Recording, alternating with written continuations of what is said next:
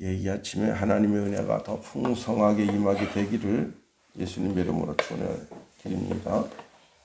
유다 백성이 이제 바벨론으로 끌려간 지 70년 되던 해에 느헤미야 선지자의 예언의 말씀대로 당시 이제 고레스 왕이 유다 백성은 다 돌아가서 예루살렘 성전을 재건하라 명령을 해서 예수님 탄생하시기 536년에 1차 포로 귀환이 됐습니다.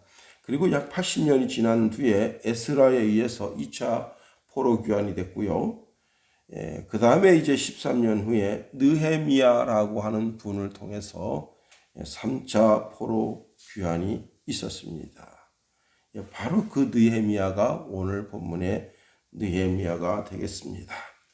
자, 이렇게 돌아와서 성전 건축을 하는데 이제 많은 반대자들에 의해서 그만 성전 건축이 중단되고 말았습니다. 그때 학개와 스가랴에 의해서 성전 재건이 이제 이루어지게 되고요.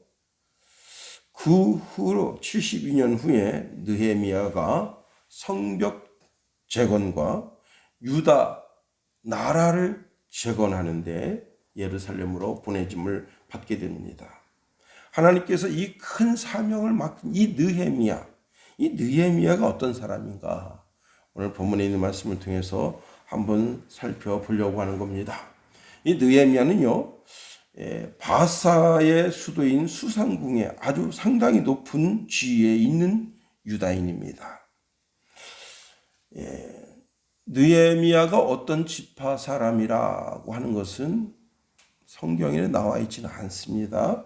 그런데 마카비서에 의하면 그가 성전에 들어가서 제사를 드렸다라고 하는 기록이 나와 있는 것을 보아서 그는 레위 사람이 아니겠는가. 그리고 제사장이었다. 그렇게 보고 있는 겁니다. 자, 그런데 그가 수산궁에 앉아 있었을 때 그의 직책이 무엇인가 하면 술 맡은 관원이었다는 거예요. 11절 하반절에 보면 그때에 내가 왕의 술 관원이 되었느니라 했습니다. 이 느헤미야는요, 수산궁에서 나서 수산궁에서 자란 사람입니다. 그 무슨 뜻이에요? 완전히 바벨론 사람이에요. 피만 유다인이에요. 피만. 물론 이제 유다인들이 그 바벨론 나라 속에서도 자기 민족의 전통성을 지키면서 왜 우리가 이렇게 바벨론 나라에 끌려오게 됐는가, 이런 것들을 당시 제사장들과 레위인들이 그들 주위에 있습니다. 그래서 하나님의 말씀을 배우죠. 그리고 하나님 말씀대로 살려고 몸부림칩니다. 자, 그렇게 해서 이 느헤미야는 자기의 실력도 실력이지만 하나님의 인도함을 받아서 이렇게 술 맡은 관원의 높은 직위에까지 오르게 된 겁니다. 사람이요, 자기 정직과 성실로도 크게 되지만 하나님의 도우심으로 되면 더 크게 되는 거예요. 우리 순양교회에 있는 모든 믿음의 권속들 다 하나님께서 하나님의 도우심을 덧입어서 다 크게 되는 그런 역사가 있기를 예수님의 이름으로 축원해 드립니다. 솔로몬은 아주 부정한 여인을 통해서 태어난 아들입니다. 그런데 하나님께서 되게 하시니까 한 나라의 왕이 되게 하시잖아요. 자, 술 맡은 관원이라고 하는 것은 아주 영예롭고 유익한 신분일 뿐만 아니라 왕으로부터 큰 신임을 받고 있는 위치에 있다는 겁니다. 자, 그런데 2차 포로 귀환 때 학자 에스라와 함께 예루살렘에 올라갔던 사람들이 이렇게 바벨론으로 내려와서 느헤미야를 찾아서 예루살렘에 관한 이야기를 들려줍니다. 3절 말씀 보세요. 그들이 내게 이르되 사로잡힘을 면하고 남아있는 자들이 그 그 지방 거기에서 큰 환난을 당하고 능력을 받으며 예루살렘 성은 허물어지고 성문들은 불탔다 하는지라 하는 말에 느헤미야가 큰 충격을 받게 됩니다. 당시 이제 유다인들이 이렇게 지금 예루살렘을 향해서 올라간 유다인들의 숫자가 굉장히 적어요.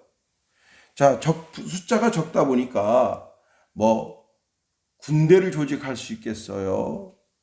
성을 정비를 할 수나 있었겠어요? 성문이나 달 수나 있겠어요?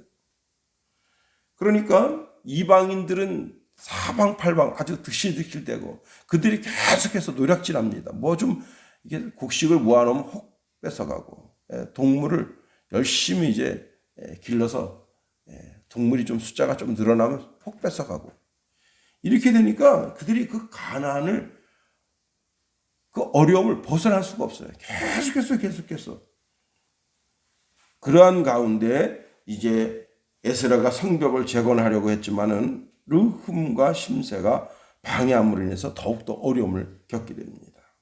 자, 이런저런 이야기를 쭉 들을 때 느헤미야가 수일간 금식하면서 하나님께 기도했습니다. 4절 보세요. 내가 이 말을 듣고 앉아서 울고 수일 동안 슬퍼하며 하늘의 하나님 앞에서 금식하며 기도하여 그랬습니다. 자, 우리는 뭐 대한민국 땅 안에 살고 있으니까 전 세계에 흩어져 있는 이제 이 대한민국 사람들의 형편과 처지를 잘 모릅니다. 근데 많은 사람들이 LA 그리고 이제 그 바닷가 서쪽에 그렇게 와서 지는 태양을 보면서 그렇게 기록한대요. 왜? 대한민국 소식을 들으면 참 안타깝다. 우리가 생각하는 것보다 이제 그 미국에 있는 친구한테 전화가 와요. 또 요 며칠 전에 또 선배 목사님한테 이제 카톡이 왔는데 나라가 어떠냐. 그러니까 미국에서 우리를 보는 것하고 우리가 우리를 보는 게 틀린 거예요. 지금 불안한데 어떠냐. 아니, 글쎄, 우린 그런 거 모르겠는데요. 참. 또 어떤 선교사님이 선교지에서 어려움 겪는다. 아프리카에서 그렇게 코로나 걸려서 운명을 달리하셨잖아요. 그런저런 이야기를 들으면 참 가슴이 아픈 거예요. 저도 그 선교사님이 코로나 때문에 병원에서 고열로 고통당한다. 그러니까 자동적으로 기도가 나오더라고요. 누가 어려움과 고통 속에 있다. 그러면 자동적으로 그분을 위해서 하나님 그 형편과 처지를 좀 굽어 살펴주세요. 오늘 느헤미야가 마찬가지입니다. 느헤미야는 하나님께 금식하고 하나님께 엎드려서 지금 이 유다 예루살렘의 형편을 하나님께 고하는 거예요. 자, 눈물로 호소하고 금식하며 기도할 때 하나님께서 그 눈의 눈물을 닦아주시는 겁니다. 스가랴서 8장 19절에 보니까 만군의 여호와가 이같이 말하노라. 넷째 달의 금식과 다섯째 달의 금식과 일곱째 달의 금식과 여덟째 달의 금식이 편하여 유다 족속에게 기쁨과 즐거움과 희락의 절기들이 되리니 오직 너희는 진리와 화평을 사랑할지니라. 계시록 7장 17절 하반절 말씀에 보면 하나님께서 그들의 눈에서 모든 눈물을 씻어 주실 것입니다. 계시록 21장 4절 말씀에도 보면 모든 눈물을 그 눈에서 닦아 주시니 다시는 사망이 없고 애통하는 것이나 곡하는 것이나 아픈 것이 다시 있지 아니하리니 처음 것들이 다 지나갔습니다. 말씀하십니다. 시편 30편 11절에 보니까 주께서 나의 슬픔을 변하여 내게 춤이 되게 하시며 나의 베옷을 벗기고 기쁨으로 띠띠우셨나이다. 말씀합니다. 자, 느헤미야가 하나냐를 통해서 들은 이야기를 듣고 그가 어떻게 했느냐. 그는 먼저 이스라엘 백성, 유다 백성이 하나님 앞에 죄를 지었습니다 라고 죄를 고백했다고 하는 겁니다. 6절 말씀 보세요. 이제 종이 주의 종들은 이스라엘 자손을 위하여 주야로 기도하오며 우리 이스라엘 자손이 주께 범죄한 죄들을 자복하오니 주는 귀를 기울이시며 눈을 여시사 종의 기도를 들으시옵소서. 나와 내 아버지 집이 범죄하여 그랬습니다. 여기 주의 종들인 이스라엘 자손이라고 하는 말은 종은 뭐예요? 종은 주인의 말을 들어야죠. 그죠? 그럼 주인이 누구십니까? 바로 우리 하나님이시죠. 이스라엘 백성, 유다 백성은 다 주의 종들입니다. 주의 종들은 주의 말씀대로 살아야 됩니다. 그런데 그렇게 살지 못했어요. 죄송해요. 예. 여기 이스라엘 백성이라고 하는 것은 하나님의 언약의 백성이라는 뜻입니다. 하나님의 언약의 백성. 반드시 하나님의 말씀을 지켜야 하는 백성이라는 거예요. 그런데 그들이 어떻게 했습니까? 하나님의 말씀을 거역했습니다. 그래서 내가 주야로 기도하고 금식하며 기도하고 울며 기도한다는 거예요. 이 느헤미야의 기도는 하루 이틀 열흘 기도한 게 아니에요. 당시 왕이 겨울 궁전에 갔습니다. 그러니까 요때가 어느 때인가 하면 11월 중순쯤이에요. 요때쯤. 그래서 왕의 겨울 궁전에 가서 언제쯤 오느냐? 3월 달쯤 와요. 그러니까 지금 느헤미야의 기도는 거의 한 120일 그 이상 기도한 거예요. 시간이 날 때마다 금식하면서 기도하고 울면서 기도하고 통곡하면서 기도하고 그렇습니다. 근데 이스라엘이 지은 죄를 마치 자기가 지은 것처럼 자기 속이 아픈 거예요. 자, 이스라엘 백성들이 왜 멸망당했습니까? 우상숭배잖아요. 유다 백성이 왜 멸망당했습니까? 우상숭배잖아요. 참. 북이스라엘이 우상을 만들어서 그 우상을 세우고 이것이 너희 하나님이다 선포하고 똑같이 유다도 똑같이 사방팔방 예루살렘 성전 안에도 우상이 있다. 야, 아니 교회당 안에다가